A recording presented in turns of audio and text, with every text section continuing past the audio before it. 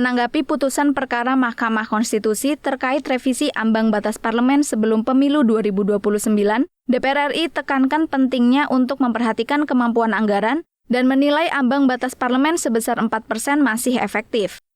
Wakil Ketua Komisi 2 DPR RI Junimart Girsang menyampaikan, pada periode sebelumnya, ambang batas parlemen bertujuan untuk meminimalkan jumlah partai politik, namun tanpa memperhatikan kemampuan anggaran.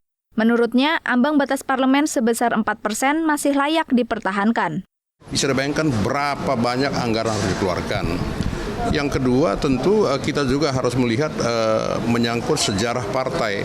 Ya, partai itu dibutuhkan dalam rangka untuk menyokong pembangunan. Seseorang anggota DPR itu diharapkan orang yang mapan dan mampu, ya, sebagai wakil rakyat, mewakili konstituen, menyampaikan pokok-pokok pikiran. Sementara itu, anggota Komisi 2 DPR RI Mardani menyampaikan, penentuan ambang batas parlemen sebesar 4% bertujuan untuk menyederhanakan partai politik. Menurutnya, 7-9 partai politik di parlemen sudah cukup efektif, sehingga ambang batas 4% masih cukup optimal. Namun, ambang batas 5% akan lebih mempermudah konsolidasi partai politik di parlemen. Kalau mau maju naik 5 gitu. Biar tadi terjadi konsolidasi yang kan kalau kita 6 partai itu lebih mudah untuk difahami perbedaan.